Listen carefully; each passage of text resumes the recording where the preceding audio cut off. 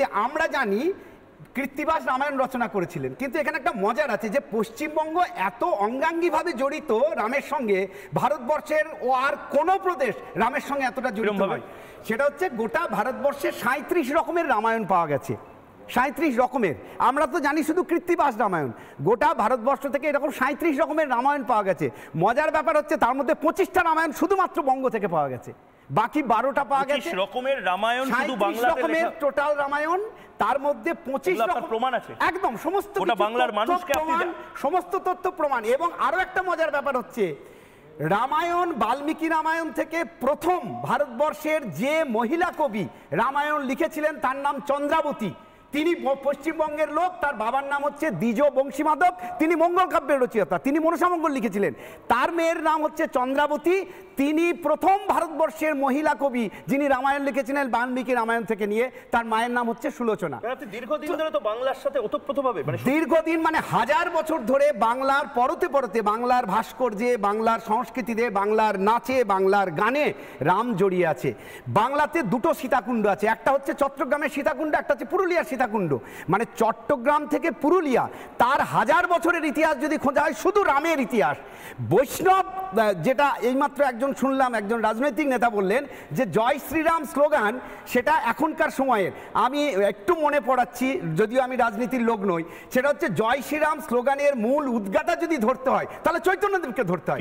কারণ চৈতন্যদেব, কথা বলছেন আজকে আপনি জবাব, আমি বলছি, আমি অত্যন্ত দায়িত্ব নিয়ে বলছি, চৈতন্যদেব যতবার হরিনামের দল নিয়ে বেরোতেন সেখানে যে হরিনামটা তিনি করতেন, আমি হরিনামটাই বলছি সুরটা বাদ দিয়ে, কৃষ্ণ কেশব কৃষ্ণ কেশব কৃষ্ণ কেশব পাহিমাম, পরের লাইনটা হচ্ছে রাম ও রাঘব রাম ও রাঘব রাম ও রাঘব রক্ষমাম, যে হে রাম তুমি আমাকে রক্ষা করো। এটা ছিল শ্রী চৈতন্যদেবের স্লোগান। আজকে যদি রাম নিয়ে যে আলোচনা হচ্ছে তার জন্য যদি দায়ী করতে হয়, আমি তিনটে লোককে দায়ী করব। একটা হচ্ছে চৈতন্যদেব, যিনি এই রাম ও রাঘব বলেছিলেন। এবং এখন আমরা যে হরে জবাব চাই বাংলার পুরো বিতর্কটা ঘুরিয়ে দিচ্ছেন, বলছেন এই জয় শ্রীরামের দায়ী করবেন আপনি শ্রী চৈতন্যদেব, বিবেকানন্দ এবং রবীন্দ্রনাথ, এই তিনজনকে দায়ী করা উচিত। কেন উচিত? চৈতন্যদেব রাম ও রাঘব রাম ও রাঘব রাম ও রাঘব রক্ষমাম বলে রাস্তায় রাস্তায় গান গাইতেন। সুতরাং মিছিল এবং স্লোগান রামকে নিয়ে, সেটা চৈতন্যদেবের সৃষ্টি। দ্বিতীয় হচ্ছে বিবেকানন্দ, তিনি বলেছিলেন গোটা দেশে রামের পুজো কর, হনুমানের পুজো কর, দেশে রজগুণের বন্যা বয়ে দে, এটা বিবেকানন্দের অর্ডার। তো সুতরাং এখন বিবেকানন্দের নামে যে বারবার বলা হচ্ছে যে গীতা পাঠ, না, ওটা তো ভীষণ ভুল একটা ব্যাখ্যা। সেটা হচ্ছে গীতা বুঝতে গেলে, আমি যেহেতু এবারে লক্ষ্যকণ্ঠে গীতা পাঠের মূল উদ্যোক্তা, সুতরাং গীতাটাকে আমাদের লক্ষ্য ছিল যে গীতা নিয়ে অনেক ভুল ইন্টারপ্রিটেশন হচ্ছিল, গীতাটা মূলত যুবকদের জন্য, দুটো ছেলের কথোপকথন, আজকে সেই প্রসঙ্গ নয়, পরে বলবো।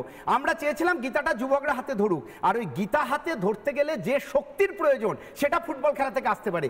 বিবেকানন্দ বলেছিল গীতা হাতে ধরার আগে শরীরটাকে শক্তিশালী করো, শরীর শক্তিশালী হলে তবে তুমি গীতা বুঝবে, কারণ গীতাতেই ইন্দ্রিয় সংযমের কথা আছে। এখন 80 বছর বয়সে যদি বলে ইন্দ্রিয় সংযম করছে, সেটা তো বুঝবে না, সেটা যুবক ছেলের জন্য দরকার, সেই জন্য গীতা, ওটা অন্য প্রসঙ্গ। তৃতীয় হচ্ছে রবীন্দ্রনাথ লিখছেন যে যদি ছোটবেলায় শিশুদেরকে রামায়ণ পড়ানো না হয় তাহলে তার শিক্ষা অসম্পূর্ণ।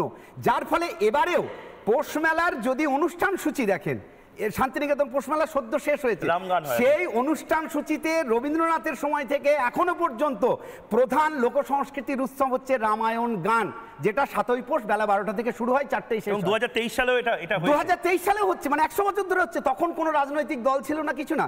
সুতরাং পশ্চিম এই অ্যালার্জিটা যে আসছে, মানে আপনি একেবারে অসুস্থ মানসিকতার পরিচয় কিংবা অজ্ঞতার পরিচয়। হয় তারা হাজার বছরের ইতিহাস জানেন না, হয় তারা সাহিত্য জানেন না, ভাস্কর্য বোঝেন না, অথবা এই যে রামের পরম্পরা, চণ্ডীমঙ্গল কাব্যে মুকুন্দরাম তার ভূমিকায় লিখছে যে প্রথমে নমি রাম নব দুর্বা দলশ্যাম, এটা হচ্ছে মুকুন্দরামের মঙ্গল কাব্যের প্রথম লাইন। এইরকম 100 উদাহরণ দিতে পারি যেখানে সমস্ত মঙ্গল কাব্যে, চৈতন্য ভাগবতে, চৈতন্য চরিতামৃতের প্রত্যেকটা জায়গায় রাম বন্দনা আছে। সুতরাং রামকে অস্বীকার করা মানে বাংলার সংস্কৃতির 70 ভাগকে অস্বীকার করা। সুতরাং হতেই পারে না, অসম্ভব, মানে একেবারে অসম্ভব। তাহলে আমাকে বাল্মীকি থেকে রবীন্দ্রনাথ, কালমৃগয়া থেকে বাল্মীকির প্রতিভা, যেখান থেকে রবীন্দ্রনাথ, মধুসূদন দত্ত তিনি যখন লিখছেন ওখান থেকে নিয়ে মাইকেল মধুসূদন দত্ত, তাহলে সবই অস্বীকার করতে হয়, তাহলে এদের সমস্ত পরম্পরাকে অস্বীকার করতে হয়। একদম। এবং তার পাশাপাশি যেটা দিয়ে শুরু করেছিলাম সেই কাজী নজরুল ইসলামের নবদুর্বা দল, শ্যাম জপ নাম, শ্রী রঘুপতি রাম, কারোর সমস্যা ছিল না।